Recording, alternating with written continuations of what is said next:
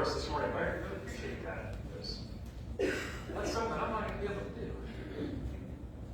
I always admire the talent of those who have the gift of music, or even simply rhythm, because that's not me. I was a mess in basic training.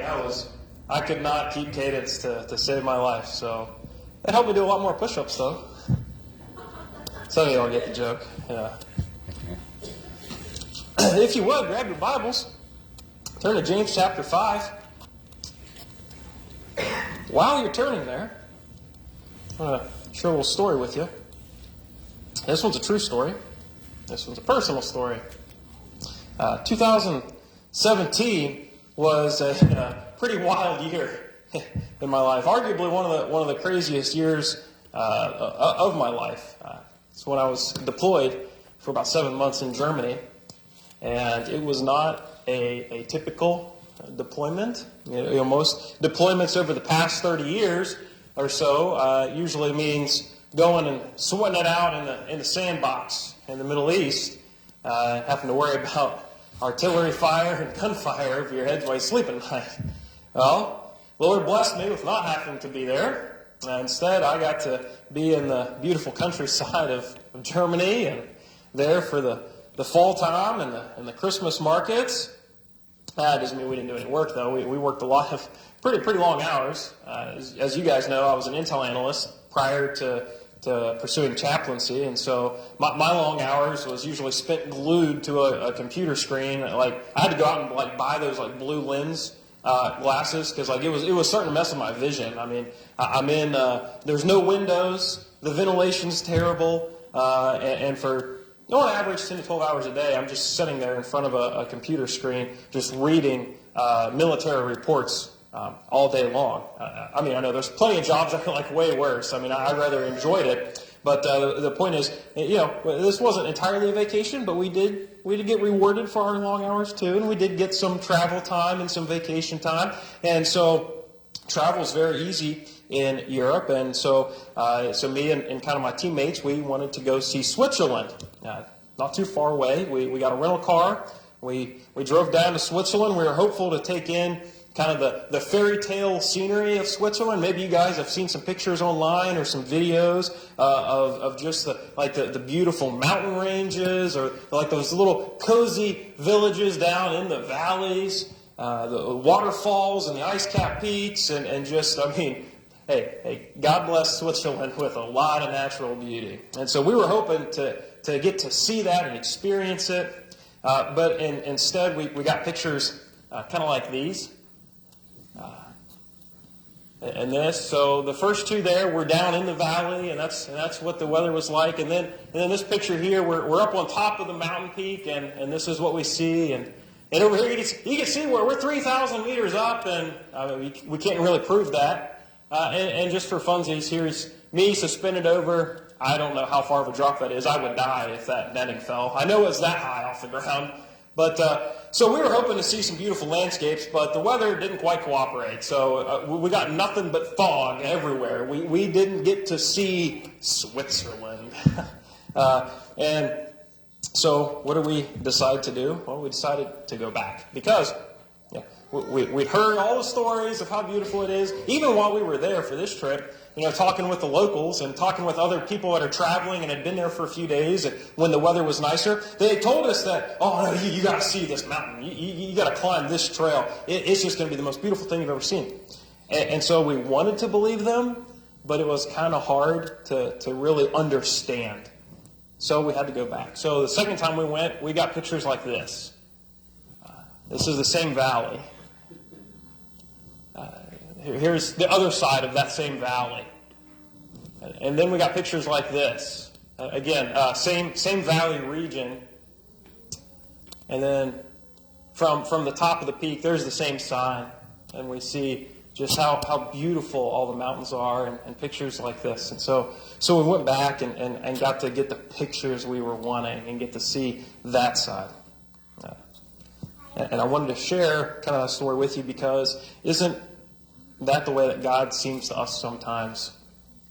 Right, there's these foggy periods in life where it's kind of hard to see Him in our lives. It's It's hard to see His majesty clearly. It's hard to feel His warmth and His comfort in our own lives. Our vision gets blurred at times, and His light seems to be obscured from us. And it seems like those moments in life are the longest moments of your life. When we're the ones that are in pain and hurting, when we're the ones that are having to endure some hardships, that's when the fog, it just never seems to lift. Right? The night never seems to turn into day. And for those of us that have experienced some tremendous loss and heartache and some real trials of life, you know what I'm talking about because you've been there. You know how time seems to slow down when you're hurting. For those who haven't had the misfortune to experience such things, we can think of a simple analogy too. How long does it feel like you're standing in line at the grocery store? You're standing there. It feels like you were there for 3 hours, and it's only been 10 minutes. Right? You're on family vacation. You're driving down the road, and you really got to stop and use the bathroom. Right? And the next stop isn't for 20 miles, but that 20 miles takes you 5 hours to get there.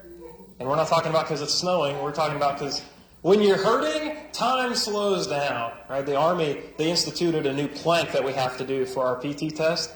We have to hold to get the maximum score. We have to hold it for 3.5 minutes. And for anyone here who's never tried to hold a plank, I challenge you to hold it for 3.5 minutes. With the exception of maybe Jordan, for the rest of us, it's going to be the longest 3 minutes of your life. Pain has a way of slowing things down for us. It never seems to want to go away.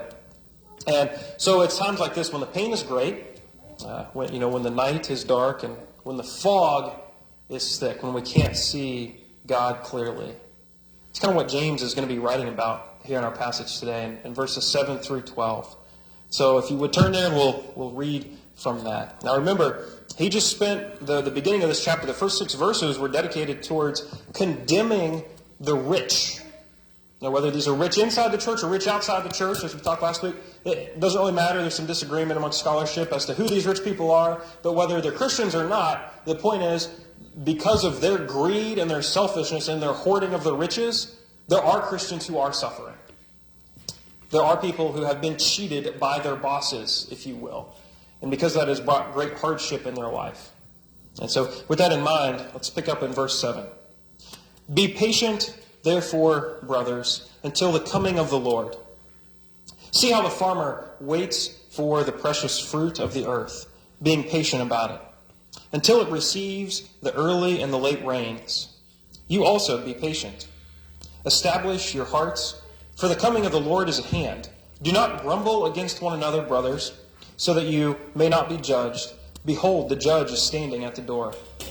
As an example of suffering and patience, brothers, take the prophets who spoke in the name of the Lord. Behold, we consider those blessed who remain steadfast. You have heard of the steadfastness of Job, and you have seen the purpose of the Lord, how the Lord is compassionate and merciful. But above all, my brothers, do not swear either by heaven or by earth, or by any other oath, but let your yes be yes, and your no be no, so that you may not fall under condemnation. See, our faith has to be bigger than today. Authentic faith is that which goes beyond our present pains in life. Authentic faith extends beyond the things that we can control, right? It's easy to say I have faith in God when I'm in perfect control of everything going on in my life.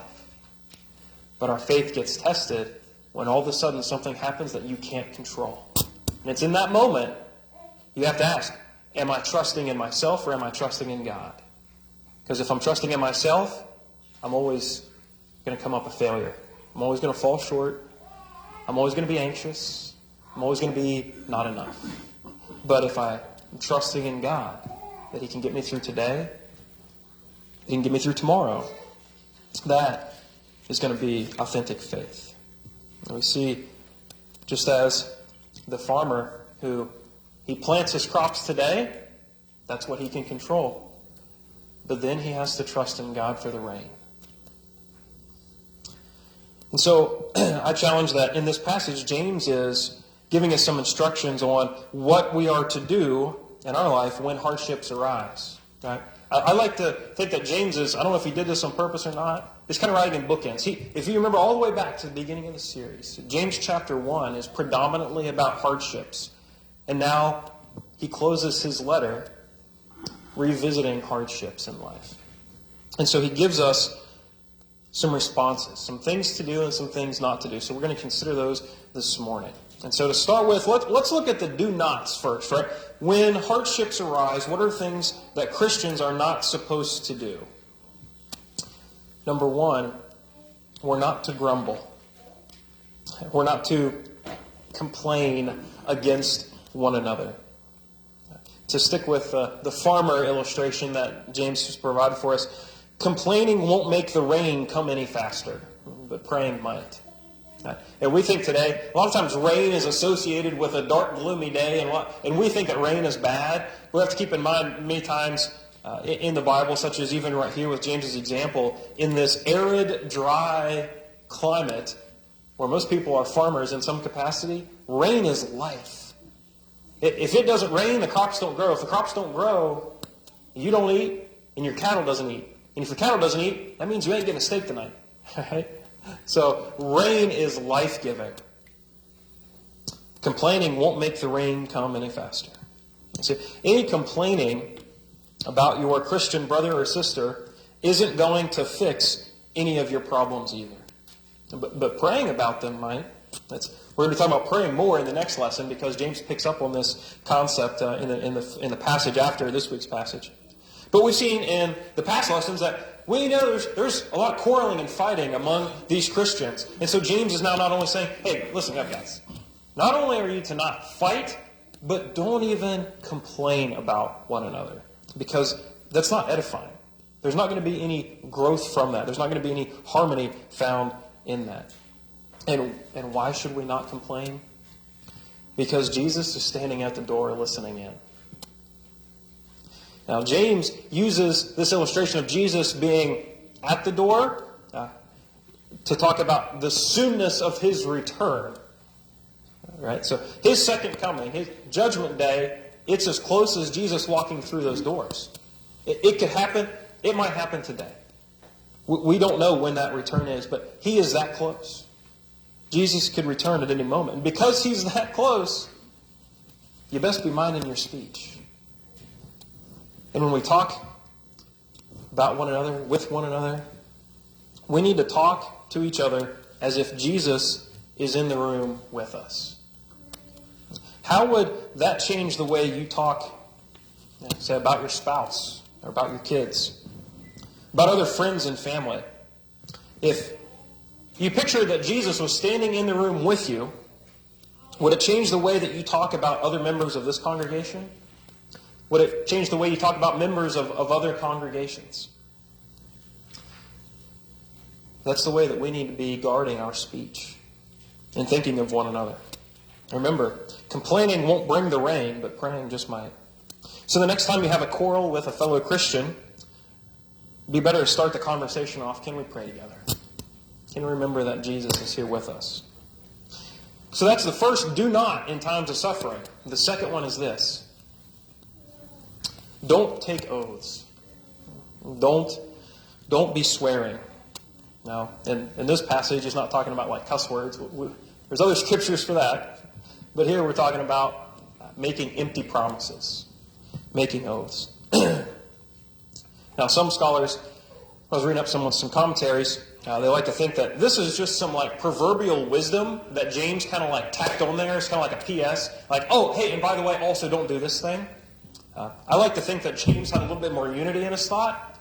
And so I really like to think that James included this here to ensure that even amongst hardship, even when you're going through a rough time in life, even when there's fighting and grumbling going on, even when there's abuse from your boss, even when there's some real trials in your life going on,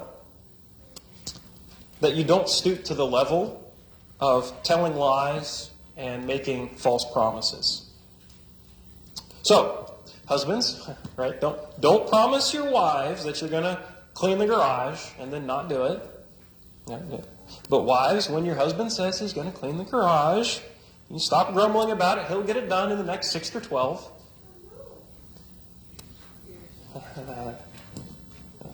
My notes say, pause for effect.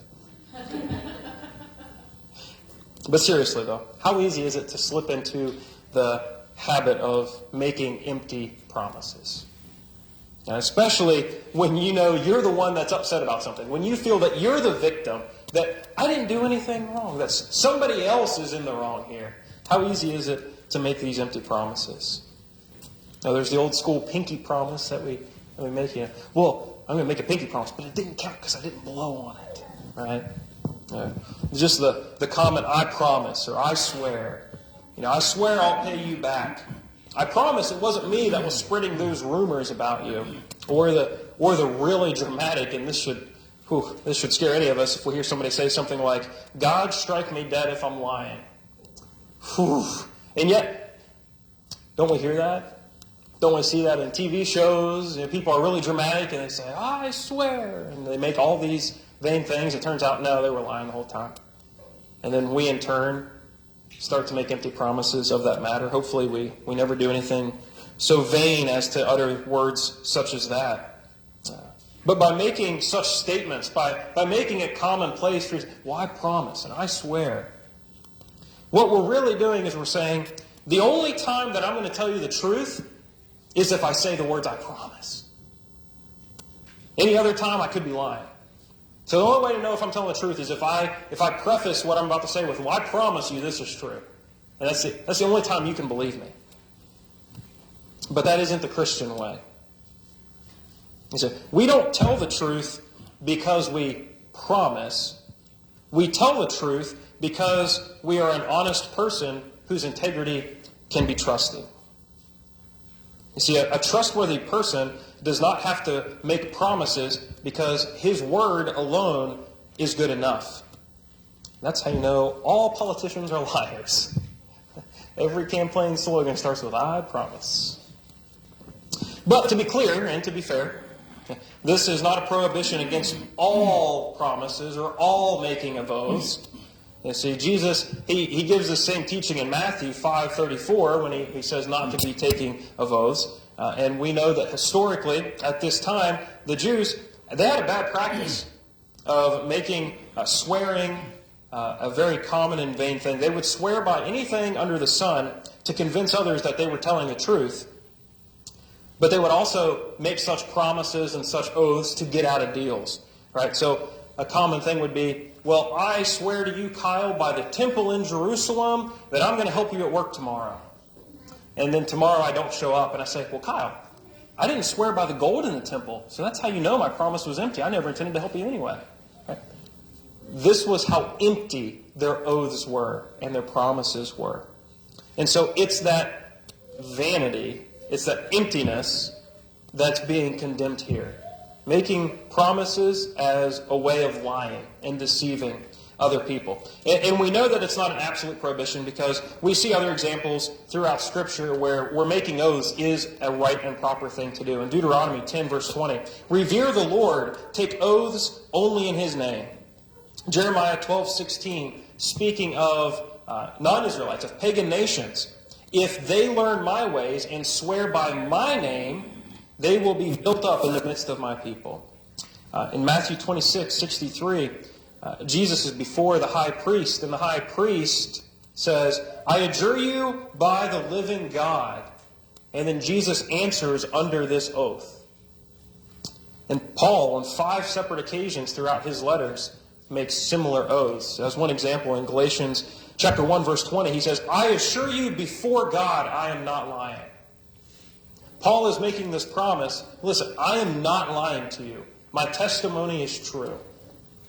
So from these examples and these teachings, what we can rightfully conclude is that the condemnation is not against making any oaths. The condemnation is about making oaths as an excuse for deceit. And that whenever we do make these promises, it should be only for serious matters. It should be the norm to to just simply say yes, to simply say no, because people trust our character. So these are the do nots. Don't go around making empty promises. Don't go around lying and deceiving others when you are enduring hardship. Don't go around grumbling and complaining. But what are the positives that James gives us? What are the things that we ought to do when we are the ones that are afflicted in some manner? And so the first one is to be patient. Just like that farmer waiting on the seasons to change and the rains to come. You know, seasons change slowly. I don't really feel like that right now because this kind of sub-zero wind chill kind of came in pretty quick. But we know that seasons change pretty slowly.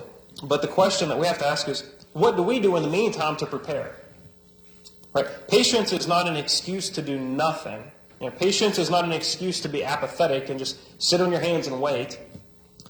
You know, the farmer, he still tills the ground.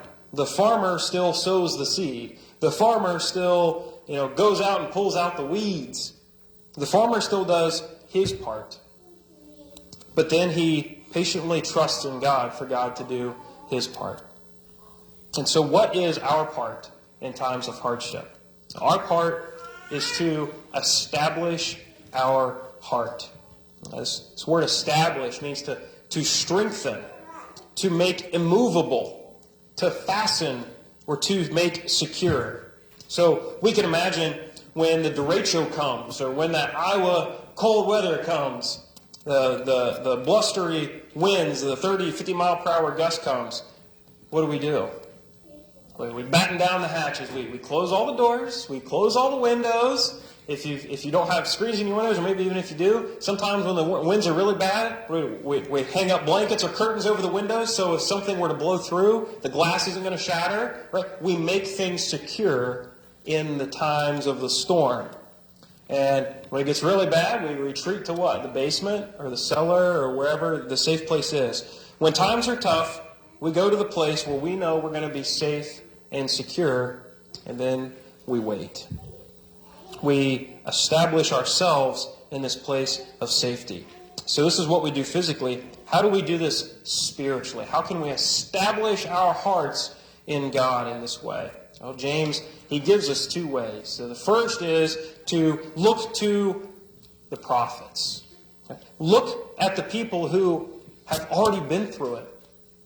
Look at their lives as an example and as encouragement.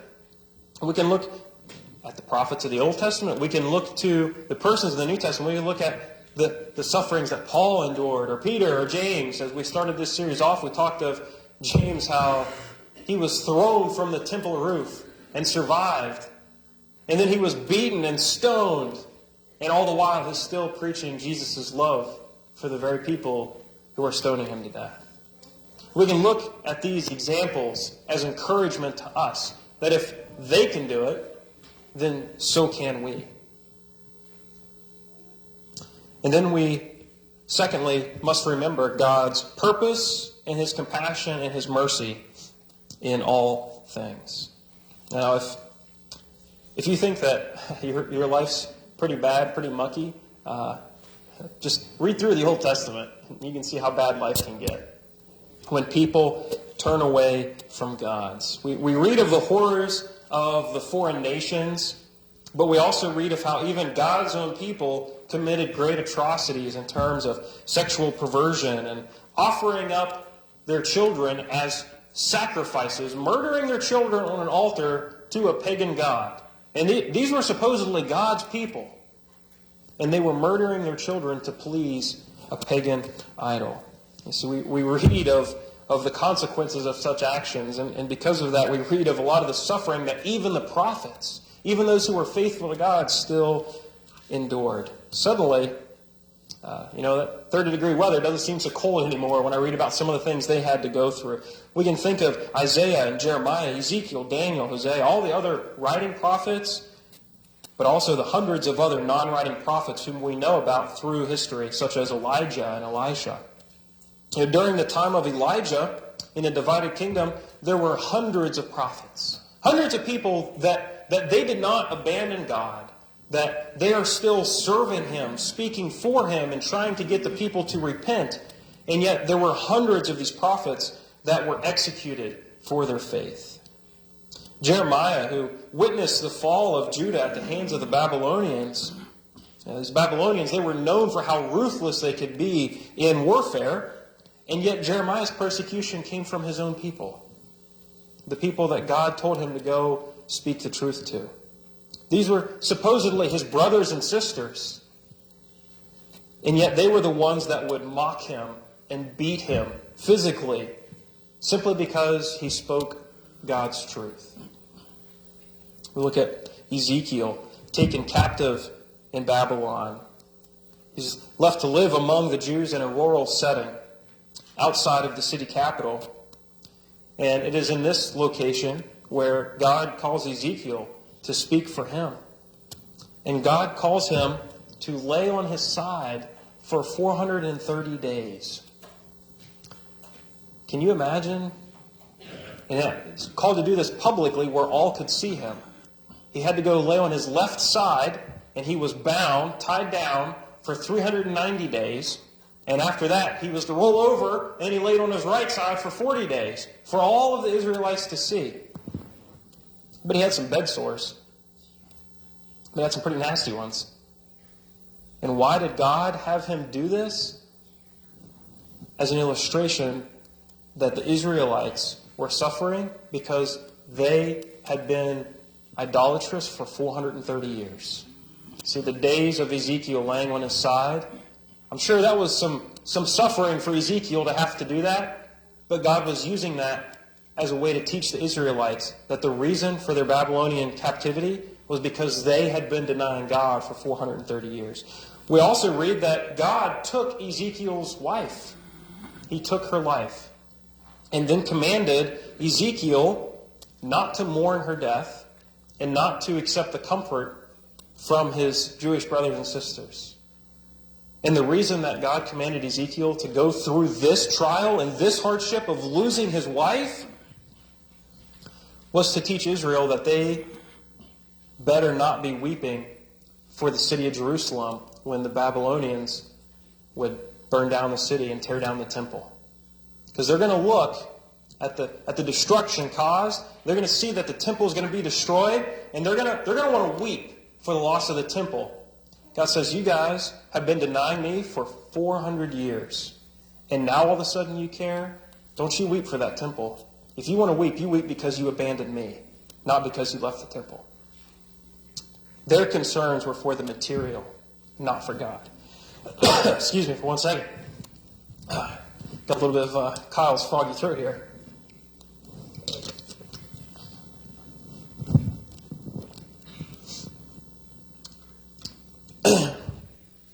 And so while we're looking at the prophets, we learn a lot of different things. That hardships in life can come from many different sources. The hardships the prophets endured, they came from sometimes their peers, people that would be their friends. Sometimes their hardships came from enemies and foreign nations coming in. Sometimes the hardships of the prophets came because of the sins of other people. Even though they did nothing wrong, they still had to endure the consequences of someone else's sins. And sometimes those hardships came because God put the hardship in their life to teach a lesson. And so James challenges us to consider Job.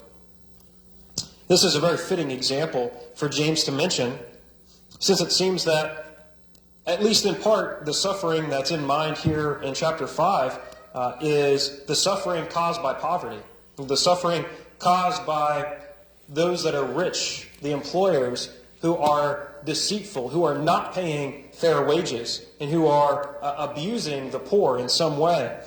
And so for James to condemn the rich for these practices and then immediately launch into supporting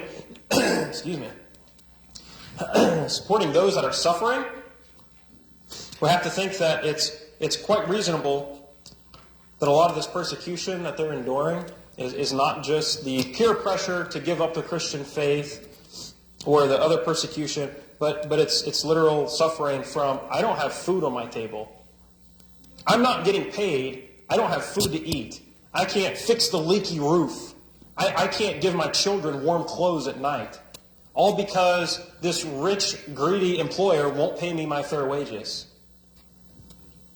And then he brings up Job as an example.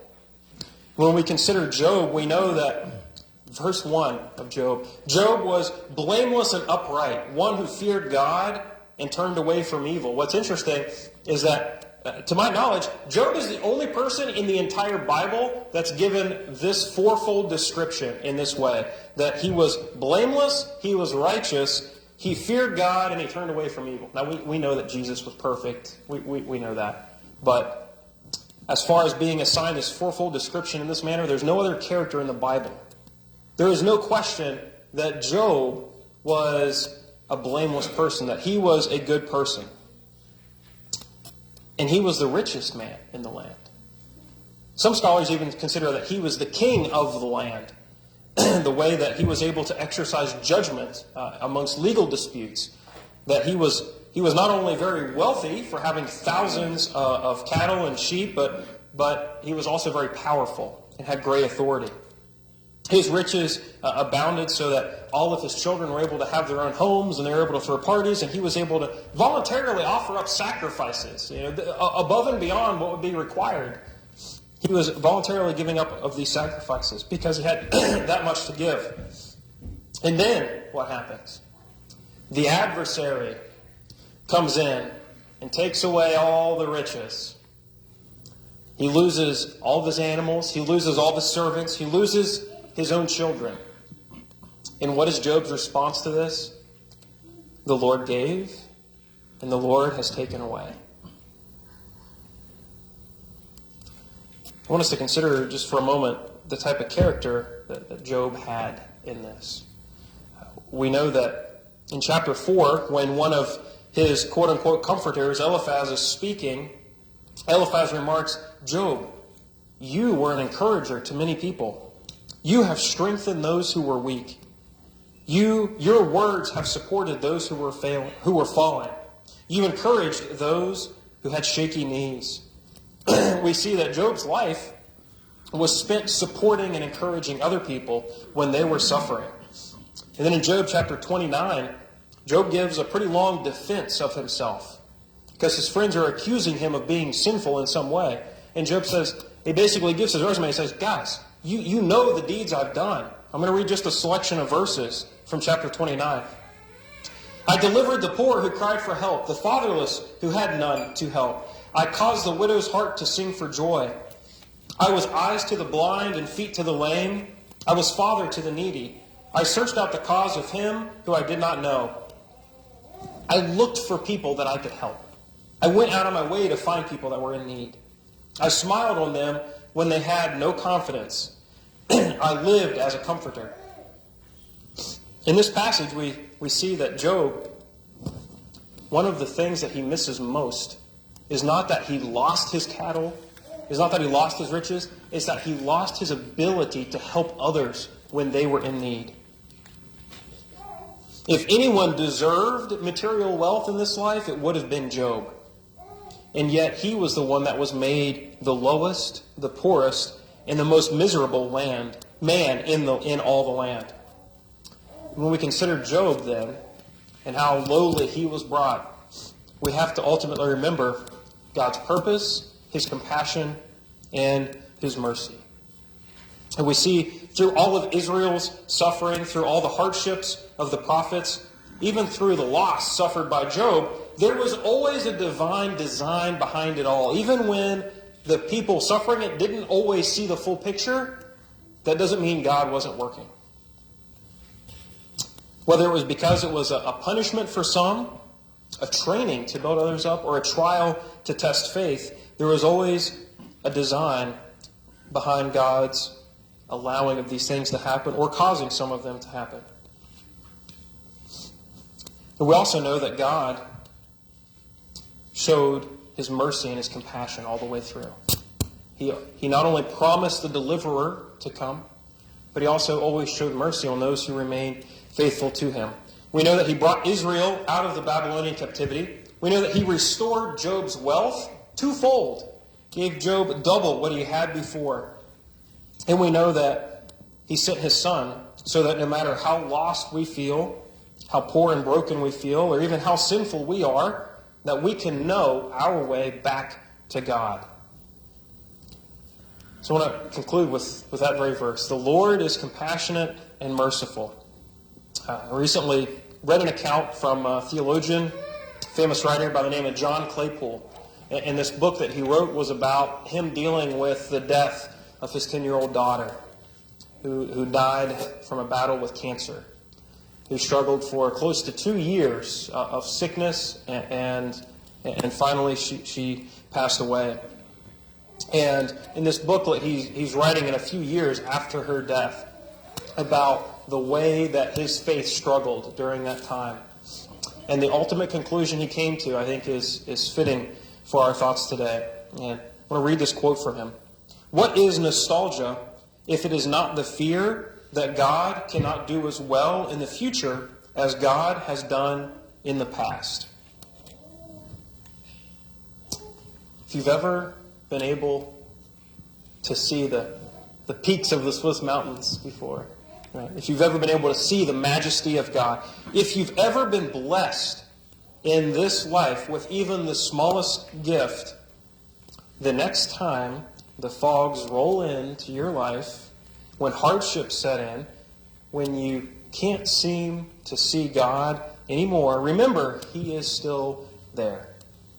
That He has a purpose, that He is merciful, and that He has evidenced His good to you in the past, and that He will evidence it again all the more in the future. So is that where you are today? Are you sitting in that fog right now? Because you've got things going on in your life that have really brought you down, that you're struggling with, whether they be temptations and sin that's bringing you down and plaguing your life that you need to cut out, whether it's the hardships of just the stress of life, all the things that can pull us away from God and can pull us away from our church family. Whatever your needs are, we ask that you would let us know so that we can help you through this fog and help strengthen you until you can see the sunlight again. We ask that you would come forward as together we stand and sing.